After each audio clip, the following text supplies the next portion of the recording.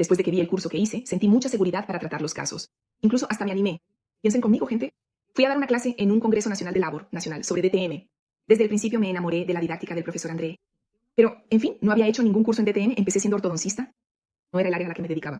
Entonces, cuando empezó la pandemia, comenzaron a surgir varios problemas en la clínica y yo no lograba resolver esos problemas. Entonces empecé a verlo en internet, siguiéndolo en Instagram con consejos muy buenos y decidí comprar su curso por la didáctica porque me pareció fantástica su forma de enseñar. Y después de ver el curso que hice, sentí mucha seguridad para tratar los casos. Eso solo sucedió porque tuve la seguridad de ver esos cursos del profesor André, porque él proporciona una base científica, así que tenía todos los artículos allí. Cuando tenemos acceso a DTM Fácil, tenemos acceso a todos los artículos científicos. Así que no es solo su clase, tenemos la base para que puedas estar seguro de lo que estás diciendo. Y fui, di una clase, y me quedé realmente sorprendida por la cantidad de personas que tienen dudas, que no saben cómo tratar aquí. Y les gustó la clase. Con eso ya compartí esto con otros colegas, con varios otros grupos de estudio, y eso realmente solo sucedió gracias al curso del profesor. Además, tengo un testimonio que una paciente hizo. Está en mi Google. Una paciente relató toda su historia, de cómo sentía dolor, que se había hecho carillas, que eso nunca había influido en su vida, y cuánto alivio del dolor obtuvo solo con las orientaciones.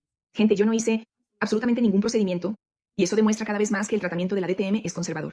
Y eso es lo que queremos, tratar de la manera más conservadora posible. Así que vengo aquí a elogiar y recomendar al profesor Procorati, a quien amo con pasión, y lo recomiendo a todo el mundo porque realmente cambió mi vida, cambió mi concepción, mi atención aquí en mi clínica,